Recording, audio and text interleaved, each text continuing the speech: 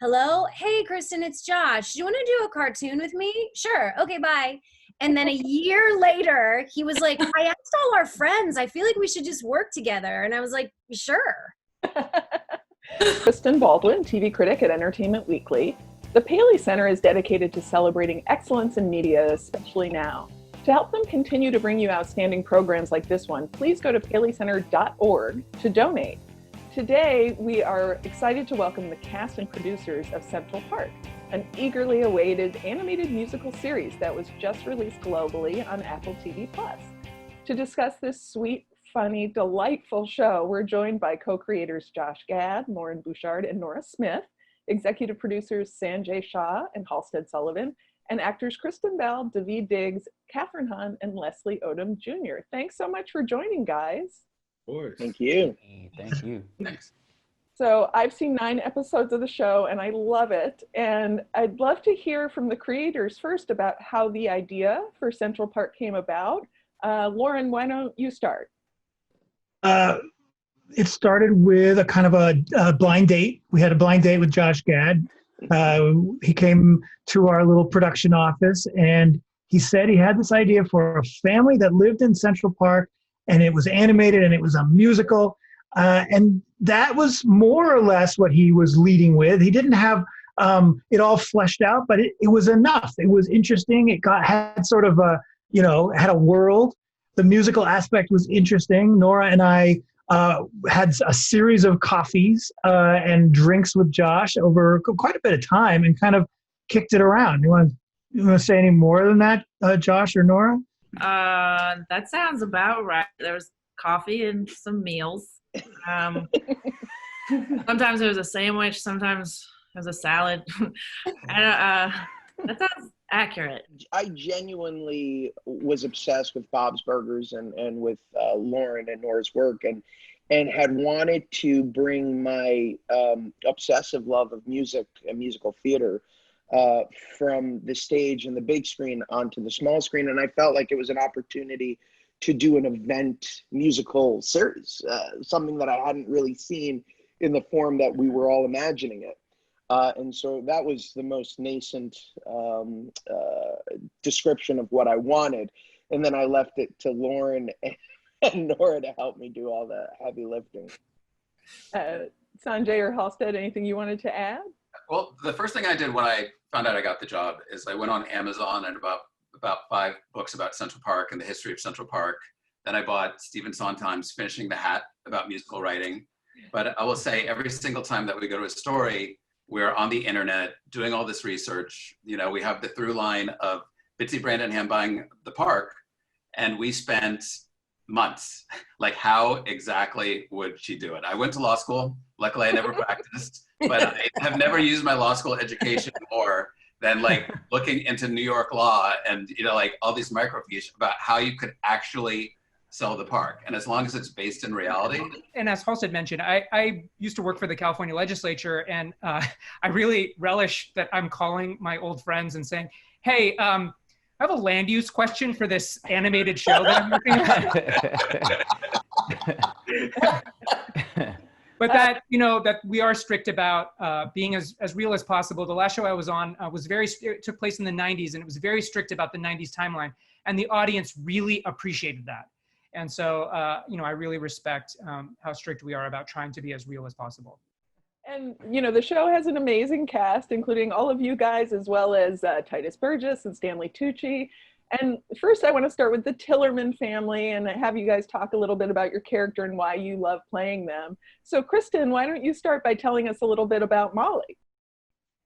I play a girl named Molly. She is an adolescent, a teenager, but what I love most about Molly is that she is not a cliche teenager at all. I think it's one of the sweetest, most graceful, realistic depictions of a teenager, and it's done with so much heart. She's not rebellious or catty or sassy. She's socially awkward, and yet there's this sort of there's this huge world inside her brain, and it comes out when you go into her comic book drawings. She's a girl who likes to draw comic books, and all of the things that she wishes would happen happen on the page, and in the show you actually go into some of those scenes where you see this adolescent girl who it just is waiting to enter the world. She's dying to have her first experience kissing a boy. She's dying to protect someone and act like a superhero. And you know, early on in the series she sings a song called "Weirdos Make Great Superheroes," which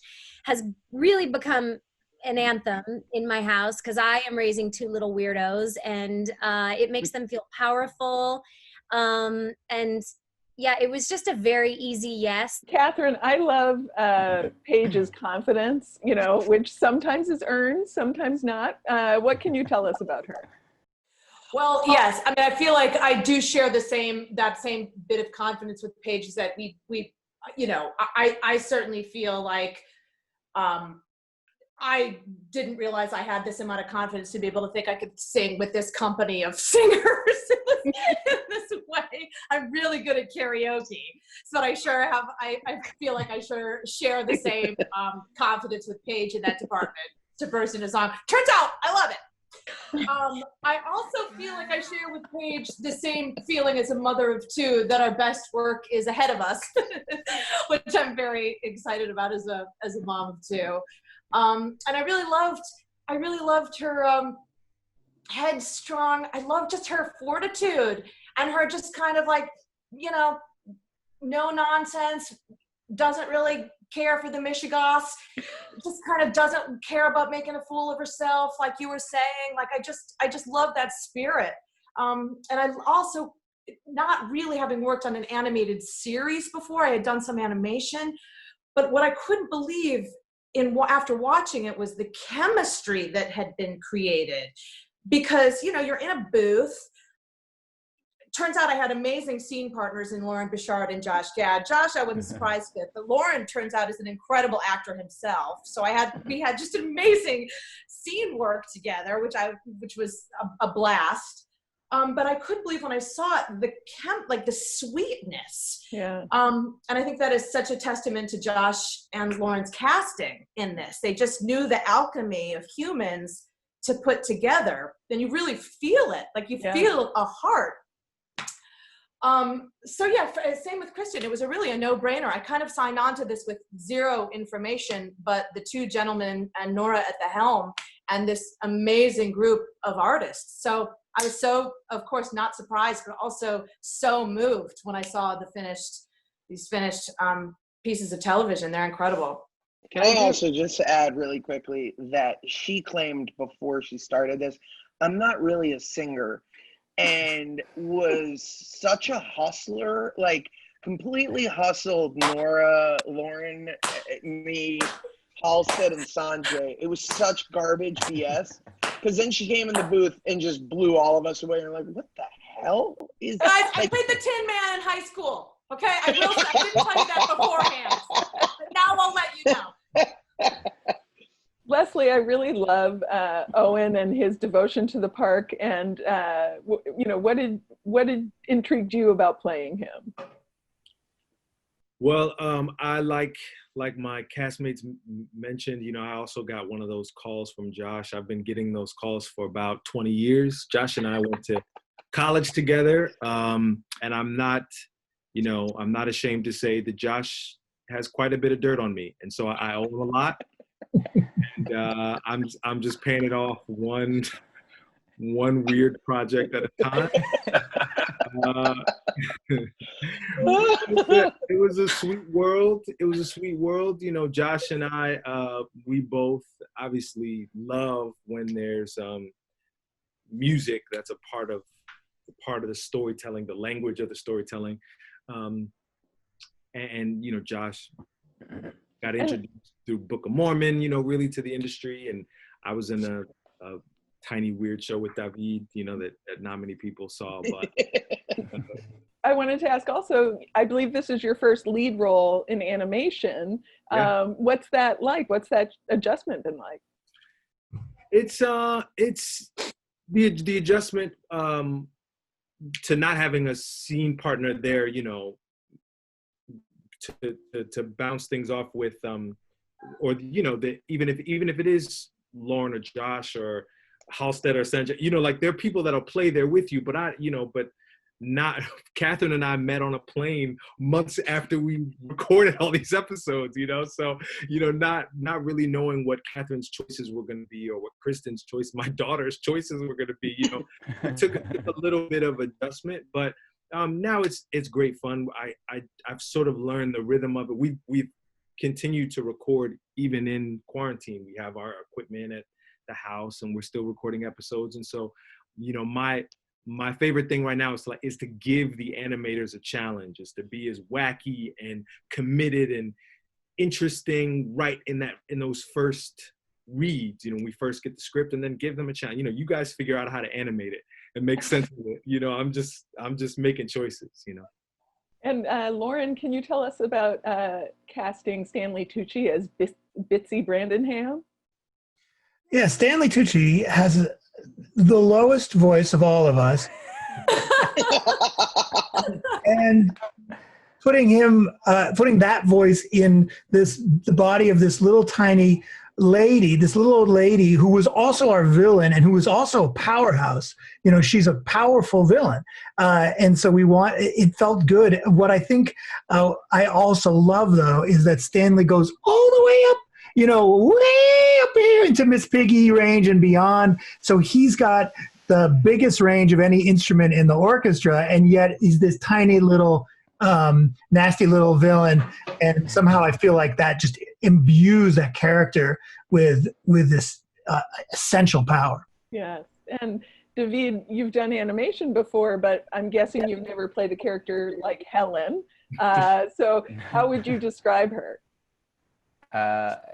Helen is the life she has led as Bitsy's assistant has led her to be pretty much like the driest person on earth. The way that she is just so used to getting the short end of the stick that like literally nothing surprises her.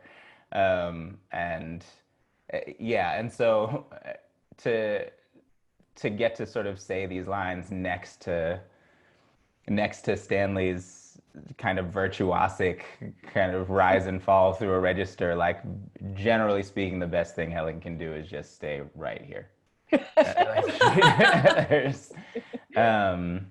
She's amazing. This project is so much fun because I'm just such a big fan of everybody involved. I got the same phone call from Josh. Apparently that's his thing. I'm so sorry, guys. I feel like a bully right now. You're not sorry. No, it was great. I was very excited to do it. And it's, I just, generally speaking, like the best choice is the one that's on the temp. So I just copy what Lauren's done or what, it's very easy. And Josh, I love how Birdie, his role as an omniscient narrator and also his love of the Tillerman sometimes gets him a little bit in trouble. How did this character evolve?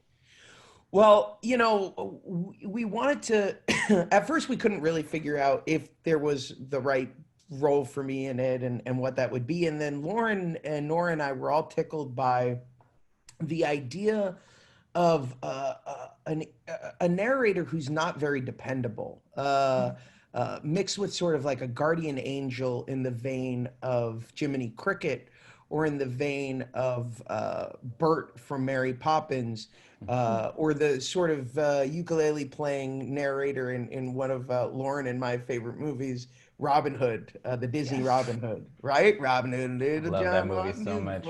So we were like, how great would it be if you took all of those elements and then made him awful at all of it? And so he becomes just really undependable.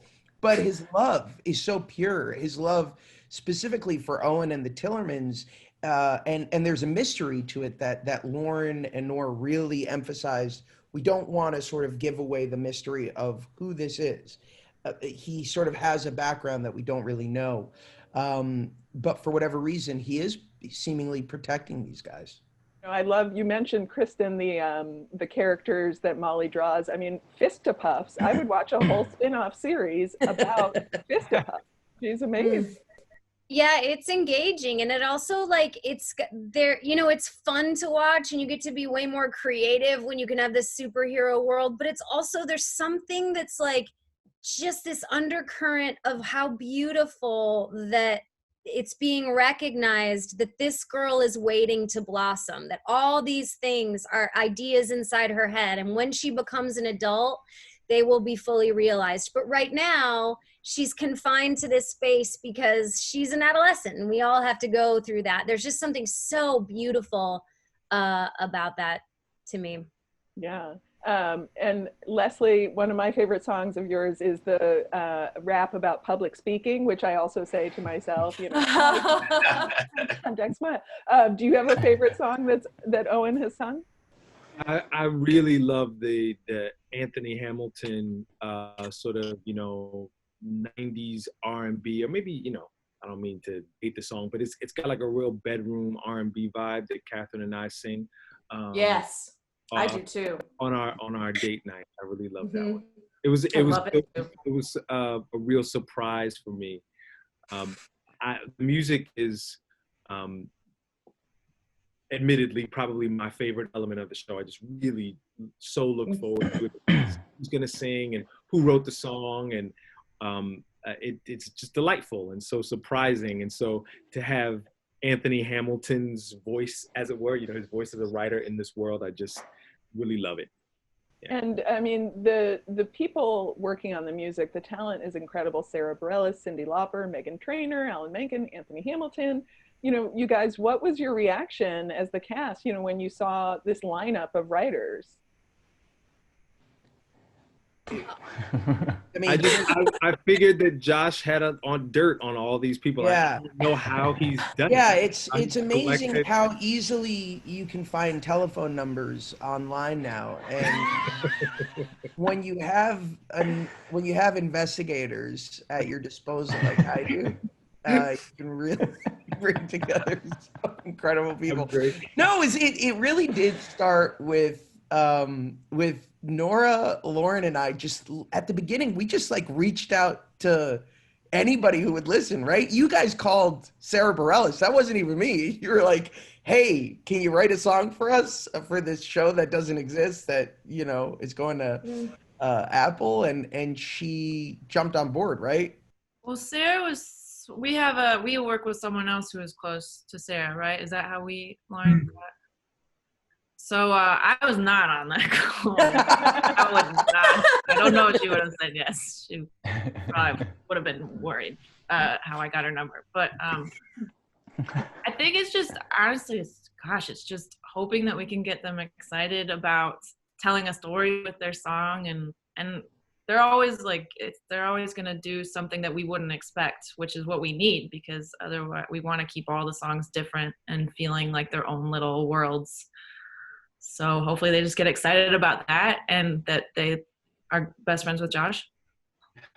The others that I want to say, and they're not superstars yet, but I have a feeling they're going to be, are Kate Anderson and Elisa Samsel, who, along with Brent Knopf, wrote some of the most incredible music this season. Our in-house composers they took it to a level that I never even imagined. From the opening frame of the show, you just set the tone and never looked back. And it's their music and songs like Own It, or the song that ends episode 2, that are just like, every time I hear them, they take me to a place of such joy. Yeah. I do. I love that song at the end of episode 2, that me and Chris's song. Oh my God. Do what we can. We're gonna do it while we can. Written by Brent. It's so good. It's so like classically like disco, but there's something about it that just gets under your skin, and you just want to get on skates. It's fun. And Kristen, do you have a favorite song?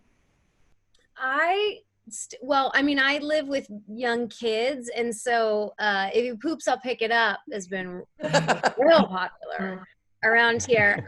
But I actually think I showed my kids the episodes, and that was the one that the whole entire family cannot stop singing. I think also because like the layering of Leslie and Titus with the ooh, it's just like it's haunting. It's haunting. It's so beautiful, and it's extra funny because they're talking about poop. So just, to me, that's a real perfect song. But every single song, I will say, you asked this question previously, but as an actor, it does feel a little bit like Christmas morning every time you go in to record or you get a new batch of songs, because you're like, wait, what? Amy Mann wrote? Wait, what? Wait, Fiona Apple's? Wait, Cyndi Lauper is? It just feels crazy. It's so cool, but it's also this intense amount of integrity for the world of music that I know Josh sort of, lives and breathes, is that there are so many different types of music that are awesome and we want to celebrate. So there's like Broadway rock, there's hip hop, there's just, we're getting a different flavor from each musician, but then there's this stability and groundwork by Kate and Alyssa, and the whole thing just makes it such a delicious ear recipe. And David, I love Helen's song about Bitsy's will, of course. And I'm guessing what is it like to sing and rap as Helen, who, as you said, is kind of always at a lower level in terms of her enthusiasm? That song is so good. Again, like for me, it's all there. I'm not doing anything. I'm just like saying what is there in my regular voice. Every time somebody tells me every time I make a vocal choice, somebody is like, just say it like you. Why don't you just say it like yourself? So it's really, I don't, that song's amazing. All of the songs are incredible. It's just like the intention is all in the words, and so like it really is. I agree. Like it does feel like a gift every time I get to go in and do a song or get the temp of a song or read a new script. It's just so funny. I'm laughing through the whole thing. I mean, we waste more takes with me laughing than anything else, I would imagine, because I just can't get through it most of the time. And I love the relationship between Paige and Molly. And Kristen and Kathryn, I'd love to hear you talk about it, like how you guys developed it and just what you like about it. Kristen, do you want to start? Well, I just like Kathryn. I mean, I have had the privilege of working on some live action stuff with Kathryn, and she is one of my favorite people in this business. We also happen to live right down the street from one another. So I had hoped that there would be a vocal chemistry, because I feel like on screen we have a chemistry, and certainly in our friendship we do. But to be honest, I don't think we did much developing of it. It was on the page. The clarity with which these, as Nora said, female roles were being written were so well-rounded, and they're almost like they're just humans. They're just humans. They have the exact same dynamics as a male does. They have specifics because they're different people, but I think, I know Kathryn, she can also speak to it, but she has a daughter and I have daughters. And so we're sort of familiar with the ebb and flow that can be communication between a mother and a daughter. But I think for me, most of it was on the page. What do you think, Kath? Yeah, I mean, I'm definitely still working out the fact that the last thing we did together, we were friends, and now I'm playing your mother. I'm definitely trying to go with the flow.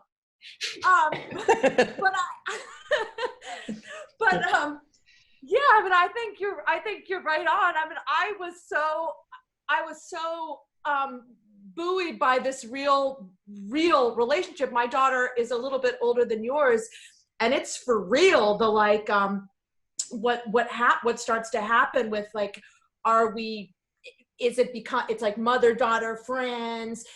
You're started a little bit like all these other feelings happen in a mother-daughter relationship that just become like out of your hands as a parent. And I feel like that is baked in, like what Nora and Loren and like everybody started to bake into that relationship, which is really juicy.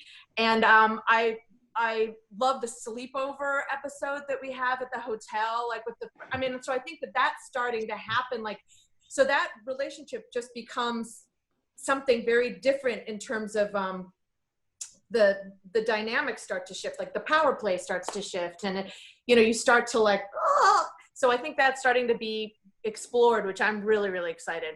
And I also love my neighbor and I miss her. Sending love from this pod to yours. I'll egg your house one night. So far away. So for the producers, if you could talk a little bit about the research that went into, you know, the show in terms of learning about Central Park. Love research. I love research, and I love having little details from real life to sprinkle around animation. I think you can leave it in any scene. It can be visual. It could be just an outlet on the wall or a crack in the cement. It can also be in the writing. It can be in the sound design, you know, what you hear. It has to sort of, there's ways I think that the more you take from real life and put into animation, the more that you're signaling to the audience that you take this seriously. And that, sure, that we all watch, you know, Saturday morning cartoons when we were kids, and some of them are good and some of them are bad, but that this one is supposed to speak to real life. And it can be heightened and it can change. And obviously we have adults playing kids and men playing women and all that, but it's you take a little bit of real life and just smear it around like peanut butter, and I think it elevates everything. So I love research, and to that end, you know, it's also interesting to learn. Central Park is a really unique place in the world, and they have a really, you know, it's complicated, and we can celebrate the fact that it's a public space, but also you come to find out that, you know, it took all this sort of private fundraising to kind of rescue it, you know, 30 years ago. And then to find out, of course, that, you know, 100 years ago, it was ripped, you know, away from, it was, somebody was living there and they stole the land to make Central Park. So it's got all this kind of depth and complication to it that I think we really were drawn to. I'm still learning, and I love just reaching out to the folks who are really doing this work and finding out, you know, the complexity. We thought we invented this idea of a fragile public space. You know, we thought, well, Central Park in real life is, you know, is bedrock, it's not going anywhere. But of course, even that, you know, especially with the virus now, you see like, oh shit, everything's fragile.